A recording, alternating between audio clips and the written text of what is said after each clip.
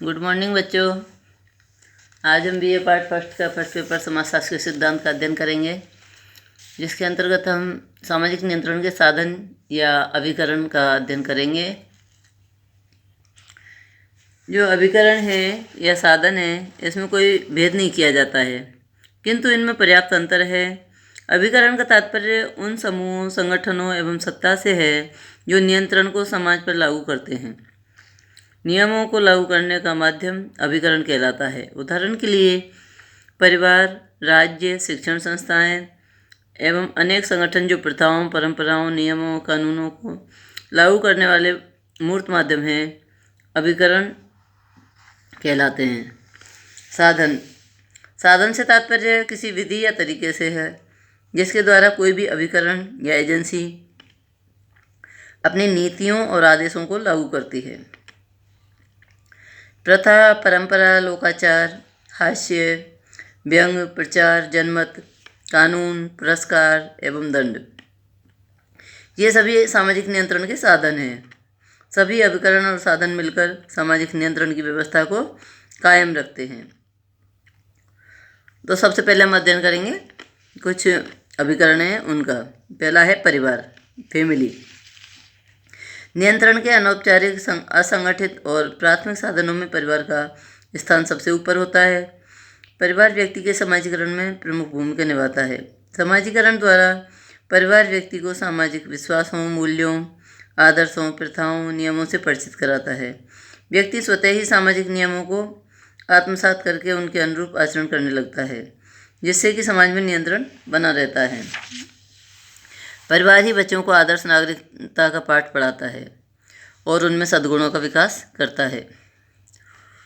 प्राथमिक समूह होने के कारण परिवार के सदस्यों से व्यक्ति का घनिष्ठ संबंध होता है और उसके प्रत्यक्ष संपर्क में भी आता है। परिवार के सदस्य माता पिता, भाई बहन, पति पत्नी एवं बच्चे प्रशंसा, निंदा, अपमान, डांट फटकार और उपेक्षा के द्वारा व्यक्ति के व्यवहार को नियंत्रित करते हैं और उसे सामाजिक नियमों को मानने के लिए बाध्य करते हैं। दूसरा अभिकरण है जनरीतियाँ। समनर के मतानुसार जनरीतियाँ प्राकृतिक शक्तियों के समान होती हैं, जिनका पालन व्यक्ति अचेतन रूप से करता है।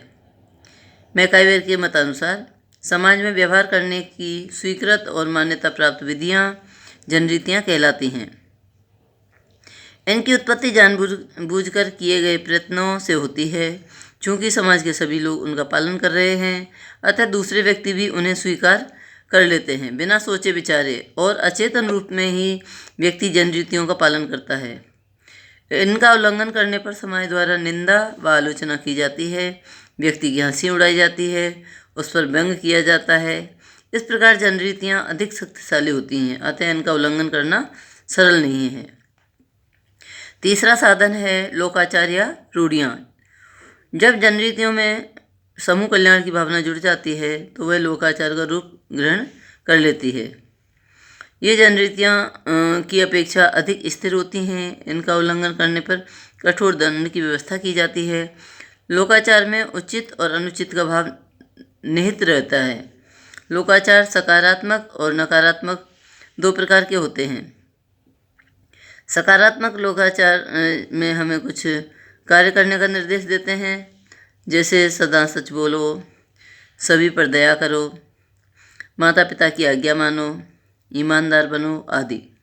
नकारात्मक लोकाचार हमें कुछ कार्यों को करने से रोकते हैं, जैसे चोरी मत करो, झूठ मत बोलो, हंसी मत करो आदि। लोकाचारों का पालन करना नैतिक दृष्टि से उचित माना जाता है।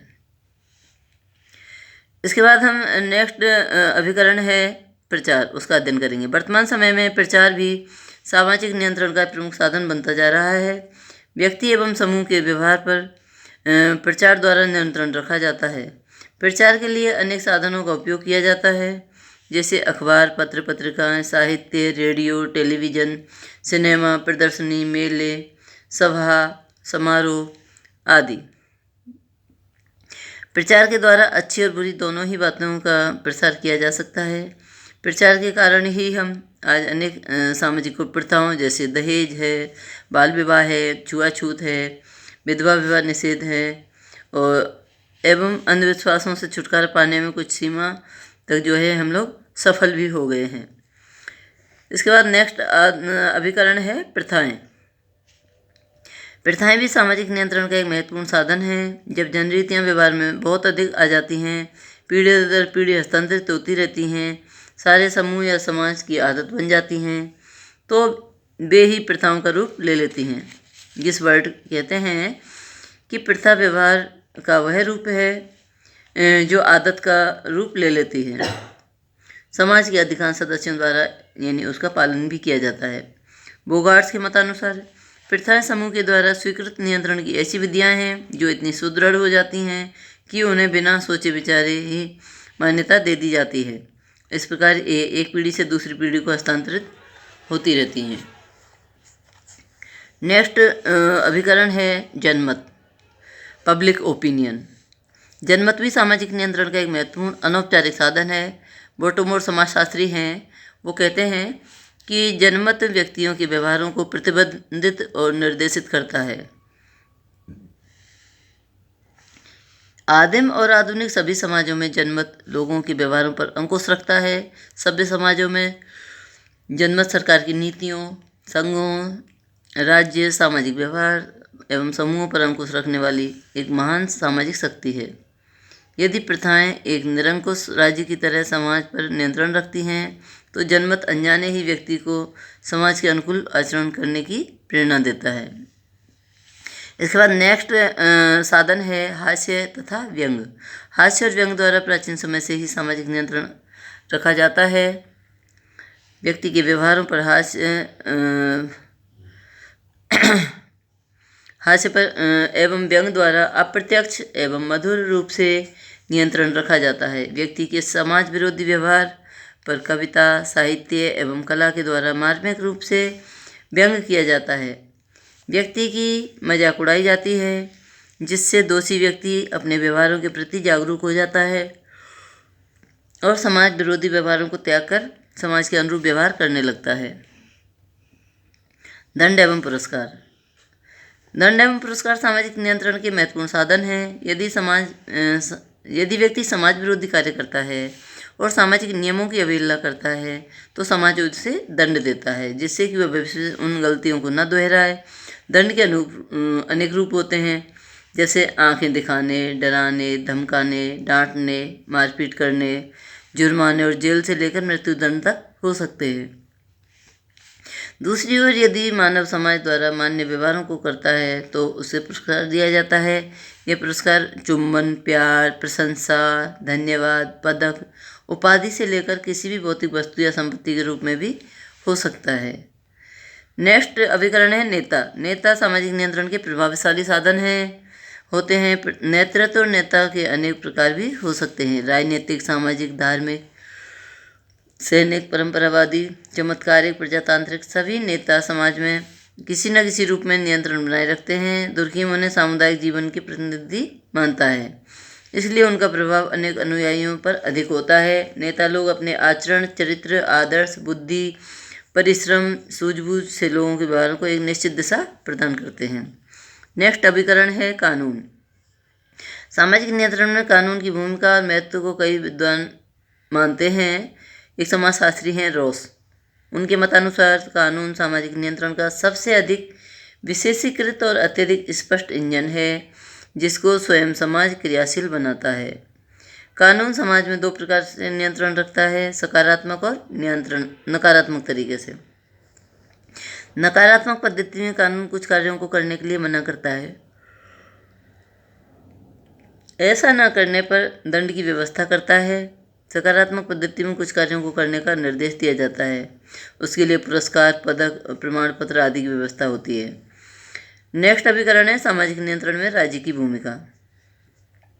सामाजिक नियंत्रण में राज्य द्वारा निभाई जाने वाली भूमिका को हम कुछ बिंदुओं के अंतर्गत समझ सकते हैं। जैसे पहला है प्रत्यक्ष कार्यों पर नियंत्रण, यानी कुछ कार्य ऐसे होते हैं जिनका संपादन प्रत्यक्ष रूप से राज्य द्वारा किया जाता है। उदाहरण के लिए अनेक उद्योगों की राज्य अनेक उद्योगों की स्थापना करता है, उनका संचालन करता है, खनिज और यातायात की व्यवस्था करता है, लोगों को श्रम के शोषण से बचाता है। इस प्रकार राज्य व्यापार, उद्योग, शिक्षा आदि के द्वारा समाज में प्रत्यक्ष रूप से नियंत्रण बनाए रखता है। दूसरा बिंदु है पारिवारिक नियंत्रण। परिवार स्वयं सामाजिक नियंत्रण का एक अभिकरण है, किंतु उसका कार्यक्षेत्र सीमित है। इसके बाद नेक्स्ट बिंदु है मौलिक अधिकारों का संरक्षण। प्रत्येक राज्य अपने मौलिक अधिकारों को प्रदान करता है। इन अधिकारों की रक्षा करना राज्य का कर्तव्य और दायित्व है।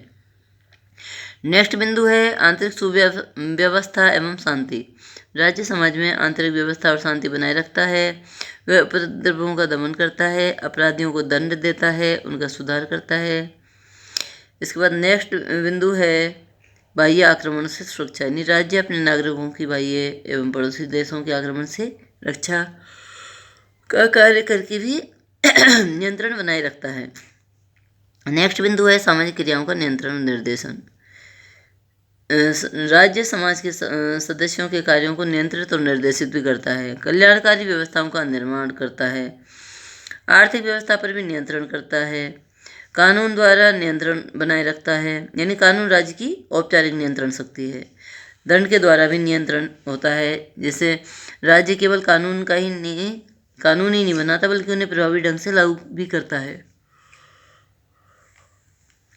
और नेक्स्ट बिंदु है अंतिम, अंतर्राष्ट्रीय व्यवस्था के नियमन द्वारा भी नियंत्रण किया जाता है, यानी राज्य केवल अपने भौगोलिक क्षेत्र में ही नियंत्रण व्यवस्था लागू नहीं करता बल्कि अंतर्राष्ट्रीय व्यवहार और संबंधों को भी नियंत्रित करता है। इसके बाद हमारा नेक्स्ट अभिकरण आता है 12वें नंबर पर, सामाजिक नियंत्रण में धर्म की भूमिका। धर्म यानी सामाजिक नियंत्रण का प्रमुख साधन है। ईश्वर, पाप एवं नरक के भय से व्यक्ति समाज विरोधी कार्यों से बचता है। सामाजिक नियंत्रण में धर्म की भूमिका महत्व को हमें जो है कुछ बिंदुओं के माध्यम से स्पष्ट करते हैं। जैसे पहला है धर्म मानव के व्यवहार पर नियंत्रण रखता है।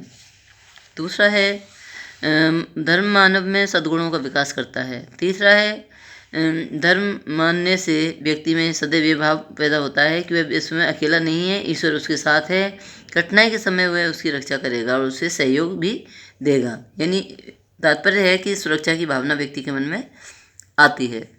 नेक्स्ट है पवित्रता की भावना का विकास होता है। नेक्स्ट बिंदु है धार्मिक संस्कार, यानी व्यक्ति धर्म से संबंधित अनेक संस्कार संपन्न करता है। इसके बाद नेक्स्ट बिंदु है कर्तव्य और कर्म के रूप में भी नियंत्रण किया जाता है। नेक्स्ट है आर्थिक जीवन पर नियंत्रण, यानी व्यक्ति धर्म के आर्थिक जीवन पर भी नियंत्रण रखता है। इसके बाद नेक्स्ट है व्यक्तित्व का विकास, यानी धर्म व्यक्तित्व के विकास में योग देता है। धर्म व्यक्ति के सम्मुख पवित्र लक्ष्य रखता है, कठिनाइयों के से धैर्य से काम लेने और संकट का मुकाबला करने, साहस से करने की प्रेरणा भी देता है। नेक्स्ट बिंदु है मनोवैज्ञानिक संतोष, यानी धर्म व्यक्ति को मानसिक कष्टों से मुक्ति दिला के उससे संतोष प्रदान करता है। नेक्स्ट बिंदु है लोकाचारों की पुष्टि, यानी धर्म लोकाचारों की पुष्टि करता है, उन्हें समाज के कल्याण के लिए आवश्यक भी मानता है। इसके बाद नेक्स्ट बिंदु है सामाजिक एकीकरण। इन दुर्खीम एक समाजशास्त्री हैं, उनके मतानुसार धर्म उन सभी लोगों को एकता के सूत्र में पिरोता है जो इसमें विश्वास करते हैं। धर्म एक धर्म को मानने वाले लोगों को हम की भावना का विकास होता है। वे परस्पर सहयोग करते हैं, उनमें समान विचार, भावनाएं, विश्वास, व्यवहार पाए जाते हैं। नैतिकता एवं सामाजिक नियंत्रण, धर्म की तरह नैतिकता भी सामाजिक नियंत्रण का एक महत्वपूर्ण साधन है। नैतिकता व्यक्ति को उचित अनुचित का बोध कराती है, साथ ही उसे अच्छे काम करने का भी निर्देश देती है। नैतिकता उचित अनुचित बुरे कार्यों को करने पर भी रोक लगाती है। नैतिकता हमें सत्य, ईमानदारी, अहिंसा, न्याय, समानता और प्रेम के गुण भी सिखाती है और असत्य, बेईमानी, अनाचार, झूठ, अन्याय, चोरी आदि दुर्गुणों से भी बचाती है। इसके बाद नेक्स्ट जो अभिकरण है सामाजिक नियंत्रण का साधन है वो है सामाजिक नियंत्रण के साधन के रूप में शिक्षा को माना गया है।